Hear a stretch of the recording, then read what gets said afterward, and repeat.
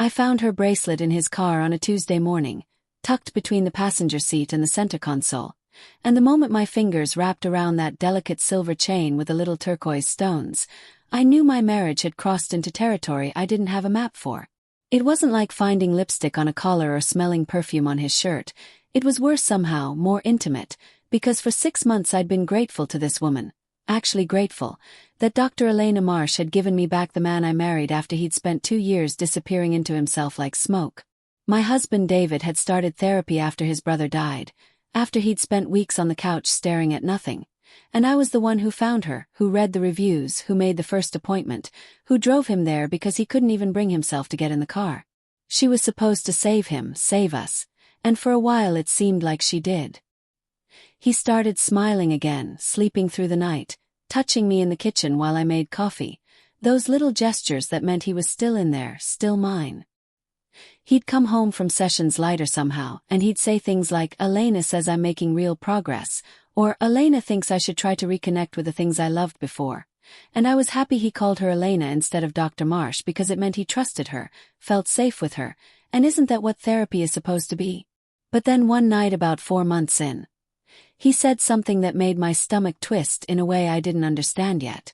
We were lying in bed and I asked him how his session went and he got this look on his face, soft and distant, and he said, "She told me something today that really meant a lot to me."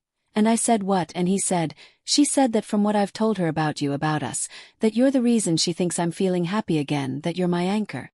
I should have felt proud, validated, but instead I felt this cold finger trace down my spine because of the way he said it, like he was sharing a secret between him and her, like I was being discussed in a room I wasn't allowed into, like she was the one giving him permission to love me. I pushed it down though, told myself I was being paranoid, that this was good, that she was helping him see what we had. But after that night things started shifting in ways that were so subtle I couldn't name them at first.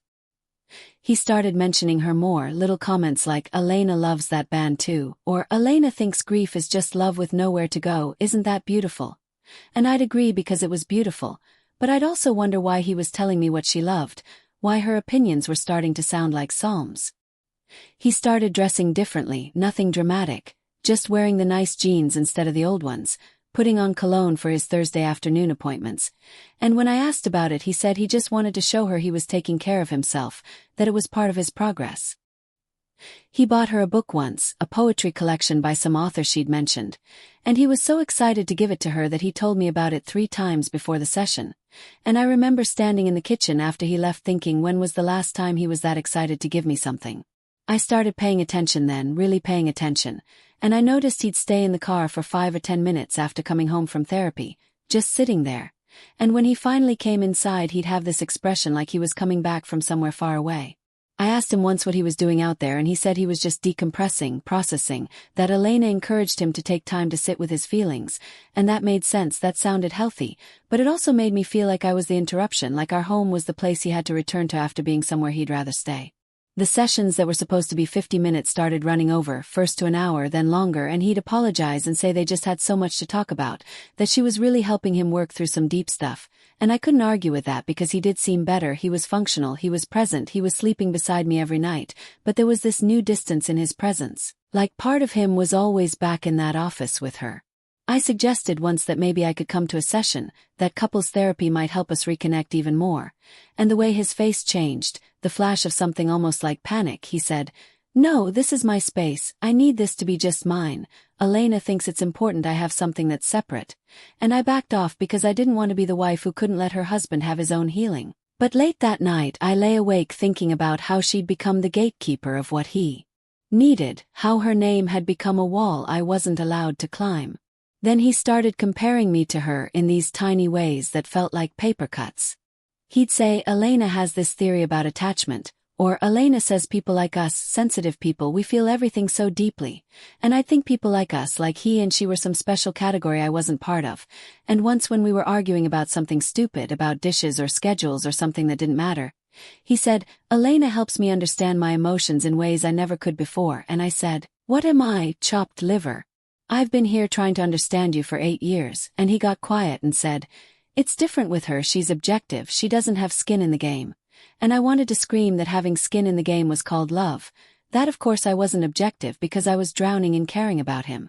I started wondering what he told her about me in those sessions, whether he described our fights, our sex life, the way I cried when his brother died because I didn't know how to hold him together, whether she was forming a picture of me from his words, a version of me that existed only in that room, and whether that version was someone she judged or pitted or maybe even resented because I got to go home with him and she didn't.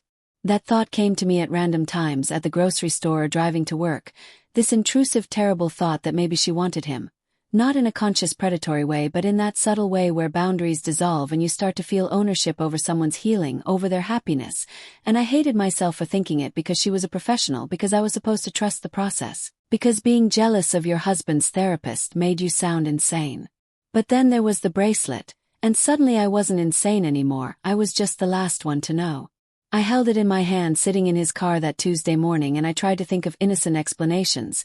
Maybe it was a client gift. Maybe it fell off during a session and he offered to return it. But the passenger seat, why would it be in the passenger seat? And why wouldn't he have mentioned it? I took it inside and put it on the kitchen counter and I waited for him to come home from work, and when he walked in I said, "I found this in your car." And the blood drained from his face in a way that told me everything. He said, "I can explain," and I said, "Then explain," and he said, "She was upset after our last session, she'd just gotten some bad news about her mother's health, and she was crying in the parking lot and I couldn't just leave her there, so I gave her a ride home, just a ride, and she must have taken off her bracelet because she does that when she's stressed," and I said, "You gave your therapist a ride home," and he said, "She's a person too. She was in pain," and I said, "She's not supposed to be the one in pain, you are, that's literally her job," and he said, "You don't understand, it's not like that, she's helped me so much, I couldn't just abandon her in that moment." And the word abandon, the way he said it like she was someone he had a responsibility to protect, that's when I realized the dynamic had flipped and I didn't know when. I asked him how many times he'd given her rides and he said just twice, once when her car was in the shop and once that day, and I said, "Did you tell me about the first time?" And he said no because he knew I'd overreact, and I said, "I'm not overreacting, I'm reacting exactly right to my husband having a secret relationship with another woman," and he said, "It's not a relationship, she's my therapist," and I said, "Then why does it feel like you're cheating on me with her emotions?" We didn't speak for the rest of the night. I slept in the guest room and I lay there thinking about how he'd come home lighter after seeing her, how he'd started saying her name with that particular softness, how he'd created a world with her that I wasn't part of. And I wondered if this was what emotional affairs looked like when they were draped in the language of healing. The next morning he told me he'd cancelled his appointment with her, that he'd find a new therapist. And I should have felt relieved, but instead I felt like I'd lost because I'd become the bad guy, the jealous wife who couldn't handle her husband getting help. I told him I didn't want him to quit therapy, I wanted him to have appropriate boundaries, and he said, "I thought I did, I thought I was just being kind." And maybe that was true, maybe he was just being kind, but kindness between a therapist and patient that includes rides home and personal revelations and bracelets left in cars, that's not therapy anymore, that's something else. He sent her a text that day ending their sessions and he showed it to me like proof of his loyalty. And I read it and it was so tender, so full of gratitude and apology. And I thought about how I'd never gotten a text like that from him, one that held that much care in every word. She wrote back saying she understood and that she hoped he'd continue his healing journey and that she'd always be grateful for the time they'd shared. And that word, shared, it felt like a confirmation of what I'd suspected, that something had been shared between them that went beyond the contract of therapy. For weeks after, he was different, quieter, like he was grieving something. And I didn't know whether he was grieving his brother all over again or whether he was grieving her, and I was too afraid to ask. We tried to move forward, we went to couples therapy with someone new, someone older and less beautiful and less likely to become a phantom in our marriage. And in those sessions David talked about how he'd felt seen by Dr. Marsh in ways he'd never felt seen before. And our new therapist asked him what that meant and he said, "She understood the parts of me I couldn't explain." And I wanted to ask him if I'd ever had a chance to understand those parts, or if he'd only ever offered them to her. Months passed and we rebuilt something, not what we had before but something adjacent to it, something more careful, and I thought maybe we'd be okay. Maybe this was just a chapter we'd survive. But then one night I was scrolling through his phone, not snooping, just looking for a photo he'd mentioned, and I found a note he'd written to himself dated 2 weeks after he'd stopped seeing her, and it said, "I miss her, I miss the way she listened. I miss feeling like someone truly understood what I was carrying. I miss the 50 minutes a week where I didn't have to be anyone but myself. And I sat there staring at that note, and I realized that for 6 months my husband had been having the most intimate relationship of his life, and it wasn't with me. It was with the woman who was supposed to be fixing him. And I didn't know whether to blame him for letting it happen, or her for not stopping it, or myself for not seeing it sooner. I never told him I found that note. I just put the phone down and went to bed and lay there next to him, thinking about how love and dependency can look exactly the same. How healing can become its own kind of addiction. How the person who saves you can also become the person who makes you forget you were ever whole on your own. We're still together now, we're trying, but sometimes when he's quiet I wonder if he's thinking about her, if he's comparing the way I listened to the way she did, if somewhere in the back of his mind he's still sitting in that office feeling understood in ways I'll never be able to replicate. And I don't know if that makes me the victim or the villain, or just another person trying to hold on to someone who's already halfway gone.